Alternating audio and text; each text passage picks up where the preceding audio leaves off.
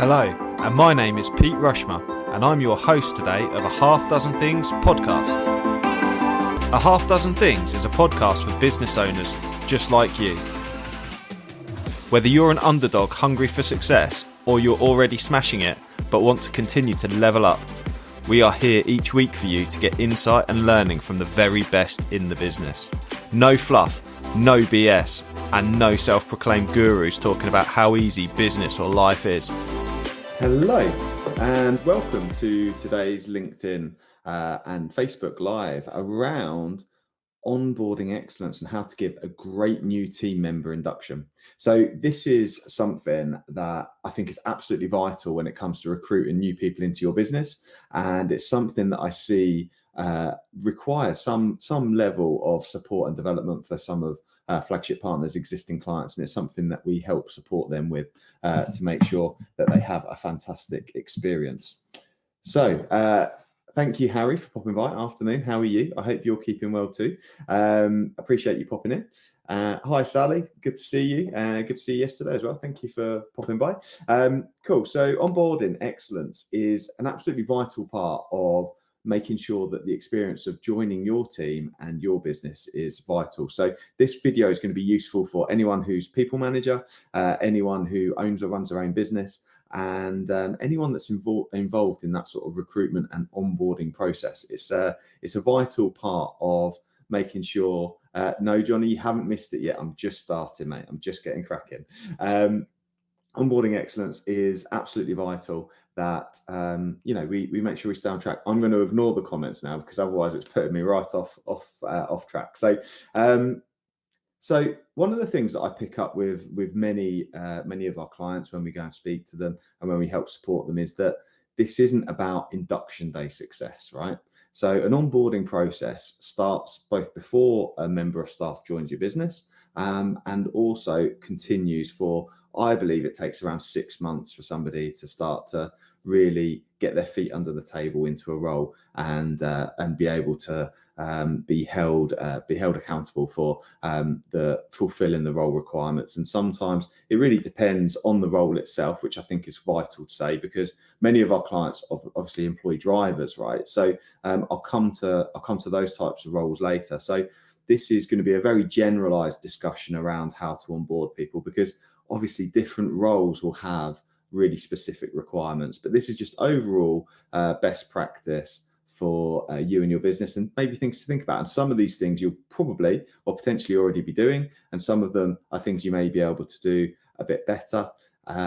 However, it's an important thing to consider and reflect on the existing process that you've got. So, for example,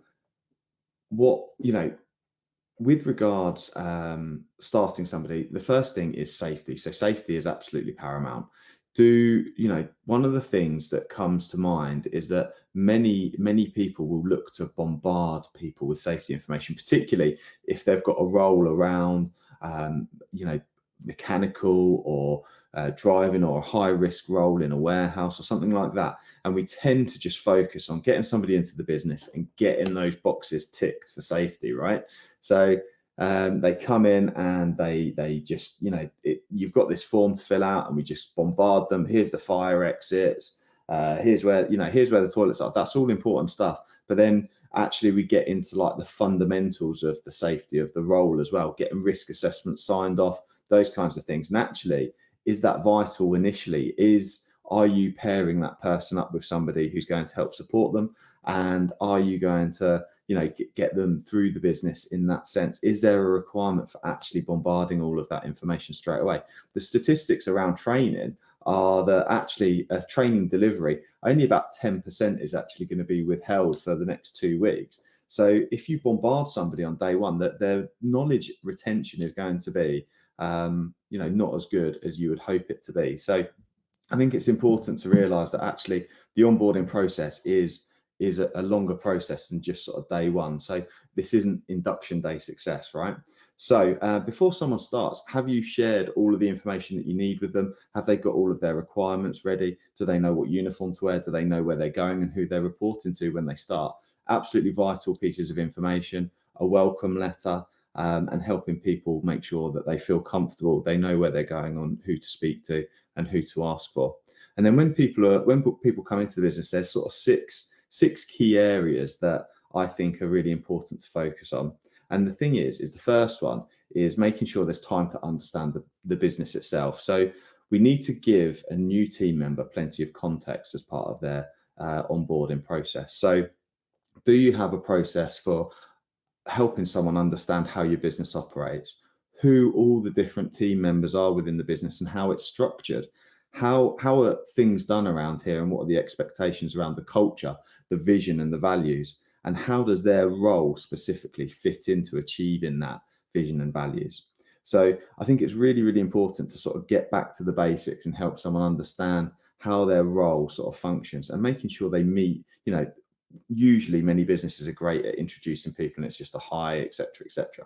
But one of the things that I suggest doing is actually pre-organizing the sort of first 6 months, and it might not be every day for the first 6 months, but certainly different developmental stages over the 6-month period, for people to be able to meet their colleagues, particularly if you've dotted around in different areas and different depots, for example, so that people can go and visit and meet people face to face, because it's a great way and very important for people to build rapport.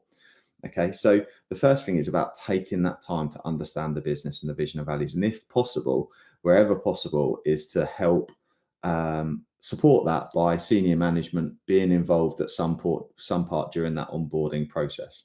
So the second one that I think is really important is having a mentoring program.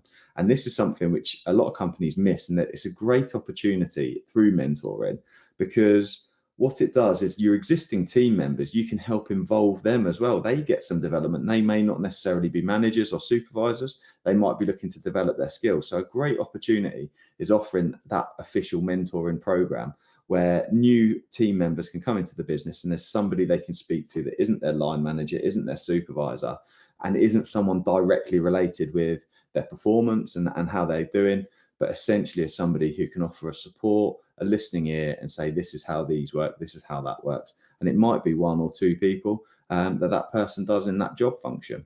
So with such a broad base, it's difficult to sort of get into the details, but I think that's a really, really great thing to be able to do. And then the third thing is around getting to understand the person who's coming into the business a lot better.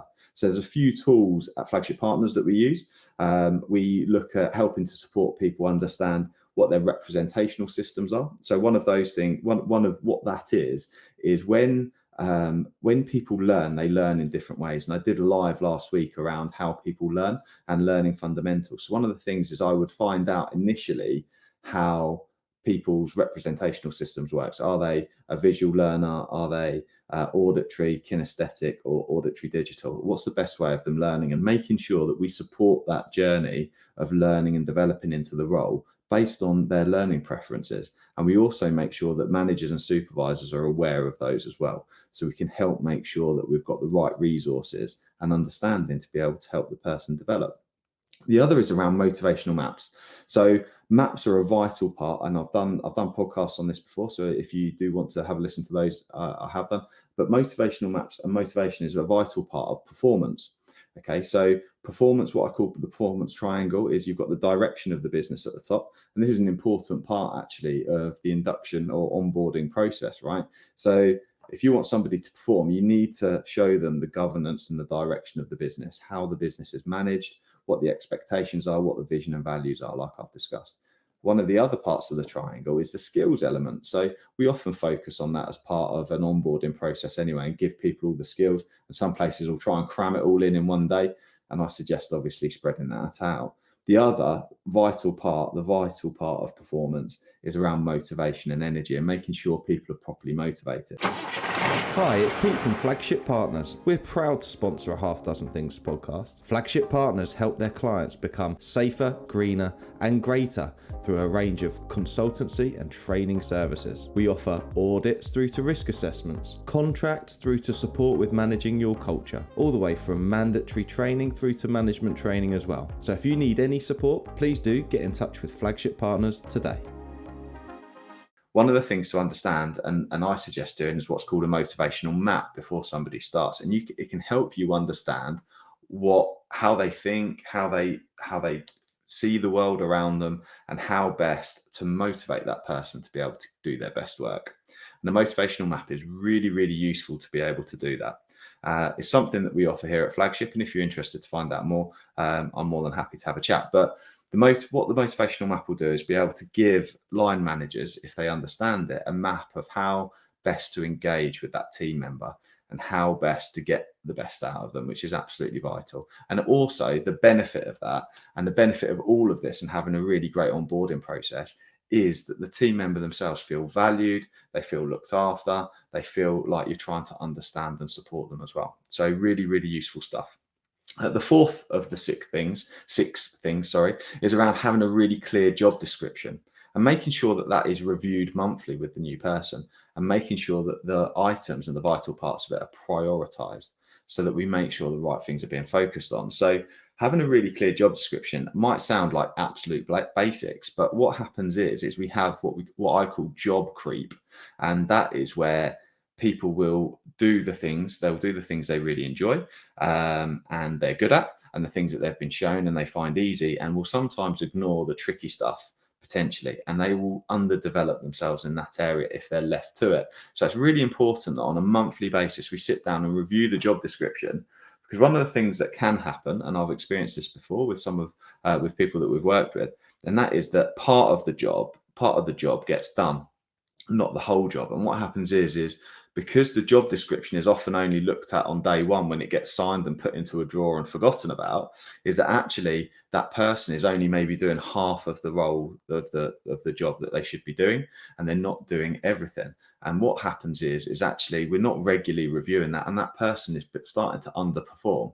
And the issue is the manager doesn't really understand why that is. They don't really know how to tackle it, and they haven't got the facts and figures in front of them. But actually, if the job description is a living, breathing part of that process, it could be called something different. It could be, a function list or a task list or whatever it may be. But I always suggest that actually we have the key descriptions and the competencies to make sure that we are signing those off and they're demonstrated, and we're reviewing them on a monthly basis, certainly up until around 6 months, which is my suggestion. And then obviously that would then be on an annual basis once we're satisfied and happy with where everything is. But I think that's a really vital part of a really great onboarding process, is to just make sure that these are the things that are expected, really being really clear about the expectations, and then going through a process where they get signed off. Awesome. So the fifth area is around reviewing relationships with colleagues and making sure that the person's key skills are fitting in with the business. So alongside the technical element, like I've just spoken about, the job description and the things that need to happen, the other thing that's really important to focus on is around how that person's gelling with those around them. How are they fitting into the team? And are there any conflicts occurring? Is there any issues? And this is something that I'd suggest would be reviewed on a monthly basis as well. And any sort of issues that may arise dealt with, because this starts to move into a dynamic professional development opportunity where we can start to make decisions around what additional skills someone may need on a proactive basis, not just, right, we're going to put them on communication skills training, or we're going to put them on this training, or they're a manager and actually they're not very good at they've not got an engaged team, so we're going to put them on this course. And that what I'm saying is we shouldn't just have those fixed courses. What we need to have is like a dynamic approach to go, actually, this, we've employed this manager, he's 4 months into the business, and actually he's not doing his one-to-ones very well. And actually we're noticing that the team aren't very engaged. So we need to get some development. What's that going to look like? And the thing is what will happen is, if that's not an ongoing regular review in the first 6 month period, is it will get left until the following year, and actually that person will feel underskilled. So, and this fits really closely with the health and safety at work guidance around the management standards. So the management standards, the HSC's management standards about reducing risk, is really important that your business focus on. And I've done podcasts and videos on this before, but the guidance around reducing risk and managing it, the key area is around role. One of them is around role, and it's also around skills and training, and making sure that the person's ability matches the demands of their role. So we need to make sure we nurture that as part of our ongoing development during the onboarding process. So that's number 5, making sure we review relationships with colleagues and making sure that those core functional skills are properly developed, and making sure that we're doing that on a regular basis. The 6th area is around just slowing it down. Like I say, a lot of companies may only have a 3-month probationary period rather than 6 months. And I actually think that might be fine. If that is what works for your business, I'm not saying to change that, but let's look at the onboarding process being stretched over a period of time and actually proactively work out what are the things that we could do over the period of time to develop that person, what needs to be done day 1 and what could be done at day 30 and what could be done at day 60 and what could be done at day 90, and actually slow these things down and start to build a picture for the role rather than just pushing someone straight through and getting them out onto the shop floor or into the business and operational within a day or 2. I think that's absolutely vital, to slow things down and making sure we spread the development and ensuring that we prioritize the most important stuff earlier on in the process, and then we push it through. So those are my 6 key sort of core fundamental areas for the onboarding process, onboarding excellence.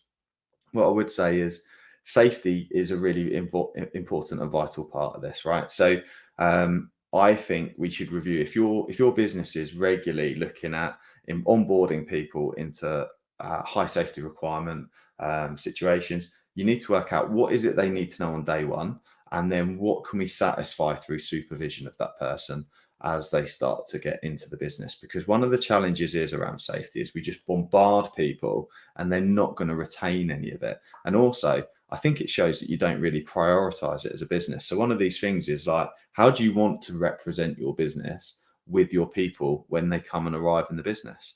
And the thing is by going safety first, that's vital. That's a great starting point.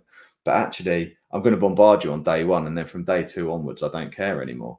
Well, that's a bit of a challenge, right? So actually, let's go right on day 1. We're going to focus on these areas, and actually on day 30, we're going to go through these safe systems of work, and then on day 60, we're going to do that. And this is the process you're going to go through, and this is why we've agreed to do it that way. I think having that sort of slowed down approach to helping nurture people into the safety of their role as well as anything else is vital. Okay. So this brings me on to companies that employ drivers. So many of our clients are fleet operators and they've got drivers. And I know that many companies out there will go, well, you've got a license, here's the keys and off you go. And I've not really sort of tackled that element as part of this video. So one of the things is I think we need to sort of move away from that mindset. I think it's important that actually just because someone's got a license, we have what's called skill fade, is a thing where particularly drivers of large machinery and large kit, if they've not done it for a period of time, they might have skill fade. So just because they've had a license and driven 10 years ago in an HGV, that doesn't mean that they're going to be able to jump in and be safe straight away. So I think it's really vital to have familiarization training. So that's got to be a vital part of any onboarding process, is familiarization training, or with any other piece of complex equipment that somebody needs to do. We need to make sure that that's done. Not all HGVs are built the same. They do have unique elements to them. And then specifically around HGVs as well, and other bits of plant and equipment, is that actually they are all different. So just because someone has been a tipper driver for years and years, and you're going to put them on plant machinery, for example, that is a skill in itself. But just because they've got a license, just because they've driven a truck before, there's a lot for somebody to learn and be competent at. So they really need to be mentored and shadowed and supported and shown how to properly nurture their skills in that role. I think it's a really vital part of developing drivers in that sense, and making sure we have those competencies. And I really think we need to get away with, I've got many colleagues on LinkedIn and friends on LinkedIn who will often talk about the risk of various specific bits of equipment. For example, mixers are a particular challenge, and I know Mark Cowan is for on about mixer rollovers being an issue, but it's absolutely vital, right? And the thing is we have competency cards, but they're really just they don't go far enough. They're not, we shouldn't have tick box cards and tick box exercises. We need to make sure that relevant training is taking place by the expert and specialists that know what they're talking about and can show people, and we nurture them in through that onboarding process. So that's my health check around drivers for those fleet operators amongst us. I really think the days of throwing keys at somebody and saying off you go have to be gone. We need to make sure we go through that process and make sure we have a proper training matrix, and we start to work out, right, what's absolutely vital and what can we do and at what stage, and then we make people aware of these are the key skills you need and these are when you're going to learn them.